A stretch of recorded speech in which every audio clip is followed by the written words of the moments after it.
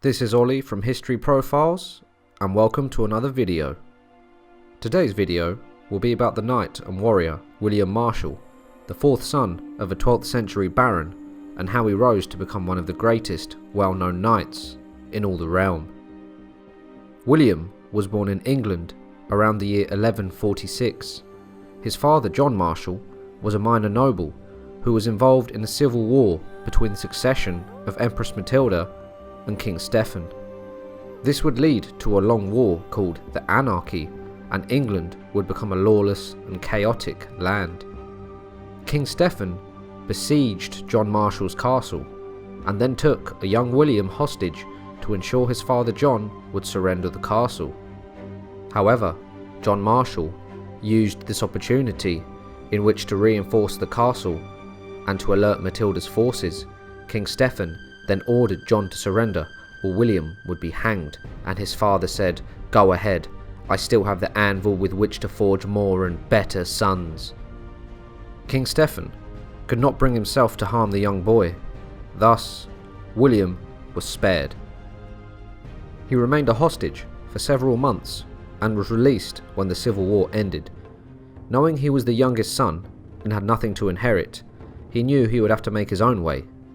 At the age of 12, he was sent to the Château de Trancarville, a castle in Normandy. He would be brought up in the household of William de Trancarville, a cousin of William's mother. Here, he would begin his training to become a knight. He would learn about biblical stories, Latin prayers, and would hear French Romance literature and learn concepts of chivalry. In 1166, when he was aged 20, he would be knighted on a campaign in Upper Normandy.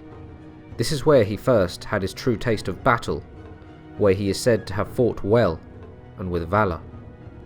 1 year later, he would be sponsored to fight in his first tournament, where he would further develop his skills with the horse and lance and test his combat abilities with the sword and mace against other knights from all over Europe. These endeavours would later make him a tournament champion, as he was very gifted with the sword. In 1168, William would find himself serving the household of his uncle, Patrick, Earl of Salisbury. One day, Patrick was riding with Queen Eleanor, and William was part of the escort. However, they were ambushed by Guy de Louisiane, who was attempting to capture the Queen. In the ambush, William's uncle Patrick was killed, while the Queen managed to escape the danger. William would receive a wound to his thigh and was then taken as hostage. After a time, he was ransomed by the Queen, who was impressed by his bravery. He would then join the Queen's household and remain there for 2 years. William would then become young King Henry's tutor in arms and would travel with the boy around Europe to participate in tournaments. From 1176 to 1182, William and the young Henry would gain reputation and prestige from besting all their opponents and crushing or cleaving their way into victory. These melees could be deadly, as warriors would be in a full suit of armour, thrusting and slashing at each other with their weapons until someone fell from the field. William would later become a legend due to his constant victories and would be hailed as the tournament champion many times over. It is said that he bested over 500 knights in his time in single combat and the joust. Both William and the young king became somewhat celebrities due to their skills and martial prowess. William and young King Henry's friendship would come to an end, however, as William was accused of having an affair with the king's wife. By 1183, he was removed from the young king's service, and he was now lost. After a while, William was cleared of all charges against the king, and they had a reconciliation. But the young king quickly became sick and died on the 11th of June, 1183. On his deathbed, the young king asked William to carry out a task. This task was for William to take up the crusade to the Holy Land, as the young king had vowed to do it, but knowing his impending death awaited, he could not complete this vow, so his friend William would complete this vow for him.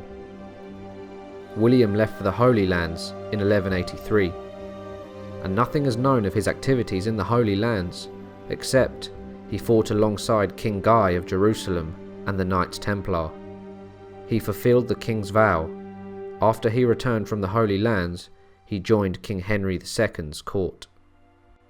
In 1189, a skirmish would take place where Henry II would have to take flight on his horse in order to avoid his son Richard the Lionheart, who would try and seize the crown for himself. William unhorsed Richard and could have killed him, but killed his horse instead to show the prince that if he truly wanted to, he could have put him to the sword. According to legend, William Marshal was said to be the only man to ever unhorse Richard the Lionheart. Once King Henry died, Richard the Lionheart ascended to the throne. William was welcomed to the royal court by his former enemy. As King Richard knew, William Marshal was a man whose feats, loyalty and accomplishments were too useful to disregard. At the age of 43, Marshal would marry the 17-year-old daughter of Richard de Clare, who was the Earl of Pembroke, and due to the marriage, William acquired large estates in England, Wales and Normandy.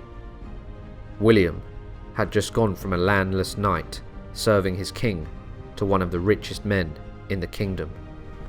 William had 5 sons and 5 daughters with his wife, and no doubt has a lot of descendants. In the year 1190, William was appointed to the Council of Regency, which governed the country when Richard the Lionheart departed for the Holy Lands. He also acted as the king's general in his wars in France against King Philip II. Richard the Lionheart would die due to a crossbow bolt in his shoulder becoming infected while on his way back from the crusade. On his deathbed, he entrusted William with the royal treasure during the period of chaos where there was no king. Now at a high place in court, William would have a say in who he thought would be a good candidate to be the next king. William supported King John when he became the king in the year 1199. King John, however, would have a number of problems whilst he was king. He would go to war against King Philip II of France and would lose a lot of land in Normandy. William would pay homage to King Philip in order to keep his possessions and properties in Normandy, and this would cause a falling out between William and King John, as he felt insulted by this. King John also had hostilities with most of his barons, which then resulted in the sealing of Magna Carta.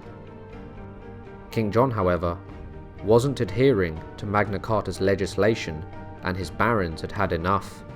This would result in the First Barons' War, where the country would go into a civil war where the loyalists would fight the rebellious barons and their armies. After a lot of fighting, King John died of dysentery, and once again, a king asked William for a favour on their deathbed. King John asked William to make sure his 9-year-old son Henry would assume the throne. William Marshal, one of the most respected knights and men in all of England, was named by the King's Council to serve as the protector of the 9-year-old King Henry and serve as the regent of the kingdom.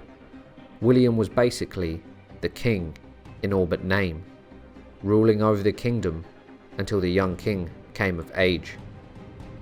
In the Battle of Lincoln, an invading French force backed by English barons made themselves known.